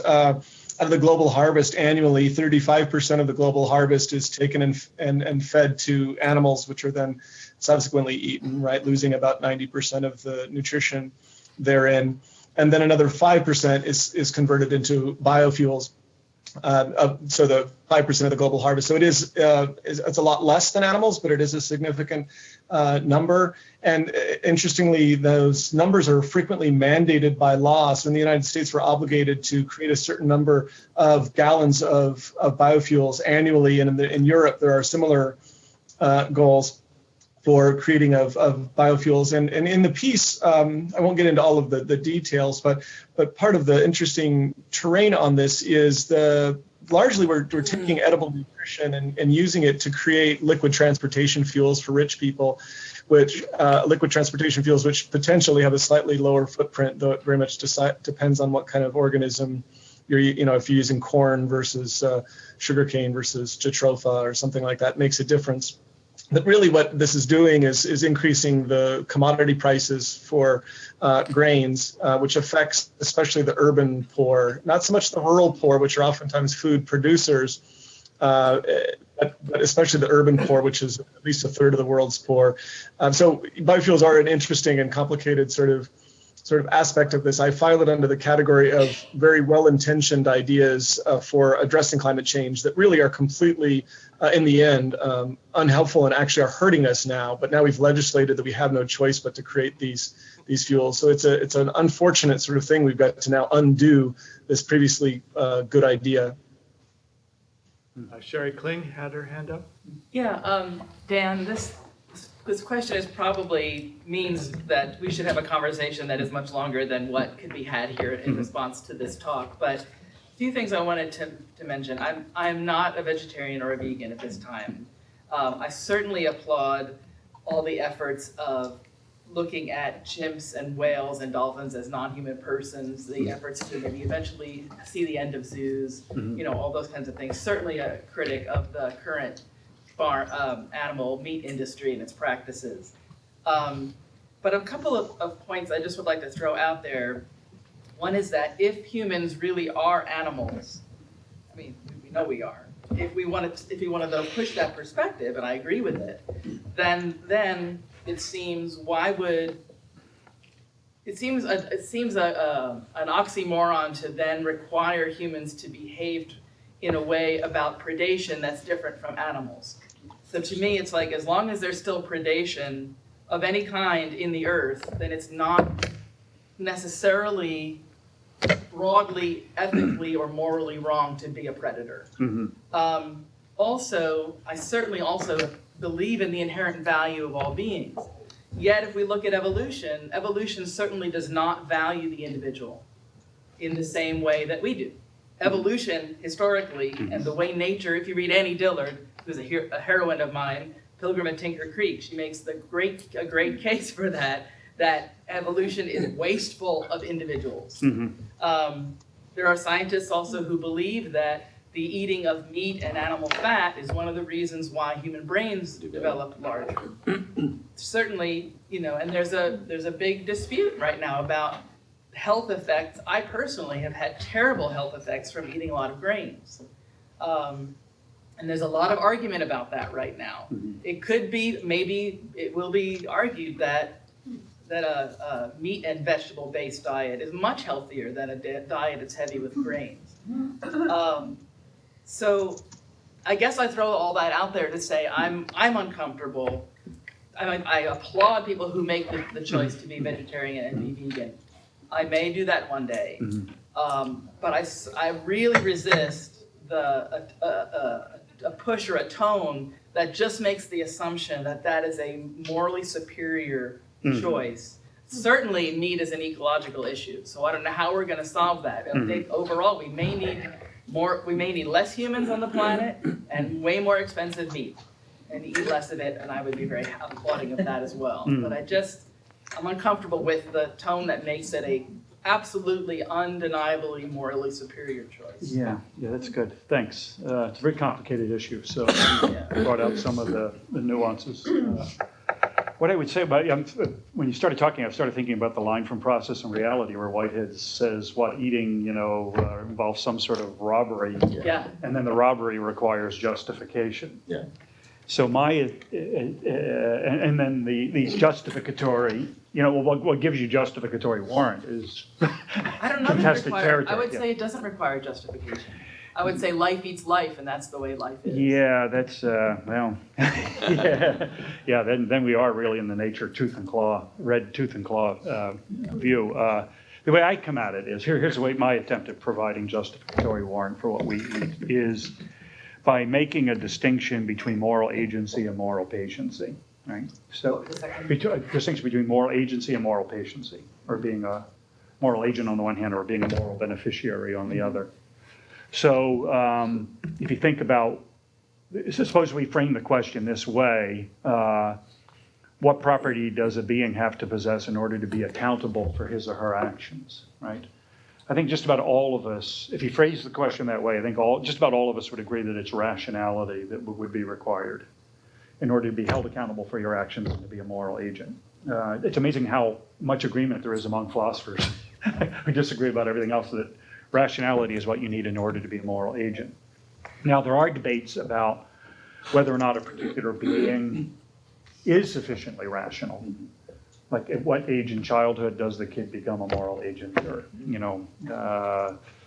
is the character Lenny in Steinbeck's Of Not Mice and Men sufficiently rational to be a moral agent? But even though there are debates regarding those gray areas, just about everybody agrees that rationality is the property that you would have to possess in order to be a moral agent. Now, if you ask a separate question and frame it this way, what property do you need to possess in order to be a moral patient or a moral beneficiary? Things get much more complicated. Now, some people try to do double duty and have rationality act as a criterion for both moral agency and moral patiency, and then it's, quite legitimate to kill cows and pigs and so on for food. One of the problems with that approach is if you make rationality the criterion for moral patiency status, then you would be excluding many members of our own species from moral consideration, and that's a move that we probably would not want to make, okay? So it looks like you're going to have to drop the criterion for moral patiency status to some more relaxed state, right? And a lot of people sort of center around sentiency, the ability to experience pleasure and pain. If you lower it, however, to sentiency, the criterion for moral patiency status, it's going to include all of us, including mentally disabled or delayed human beings, but then you would also have to include animals with central nervous systems. So that's my attempt to try to justify the robbery, and I play around with this. If you up the criteria, right, you're going to be eliminating a lot of beings from moral considerability that you would not want to do. You can also lower the criterion too low. Like, suppose a lot of people in a really loose way say that all life deserves respect.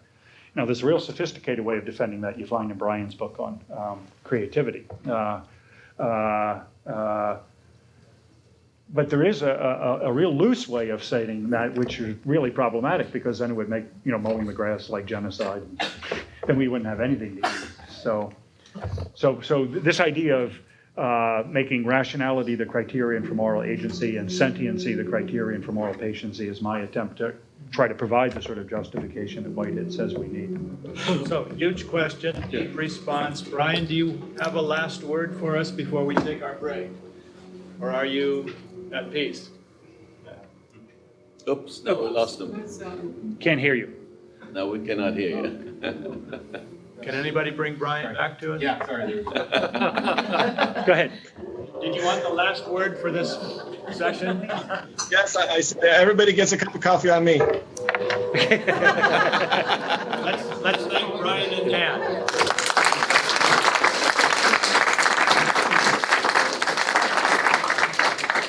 Thank you, Brian. Good to see you, man in blue. Hey there, how you doing? Good to see you. Sorry I didn't bring anything that I... You're not wearing purple, so. I don't know why. I usually end up here in Lent, and I hear you're wearing purple, so. Exactly, Lent or... Hi, Dan Dombrowski. Seattle, U. I'm originally from Philadelphia, but, Seattle for a while. Yeah. One of the things about animals that we didn't talk about is that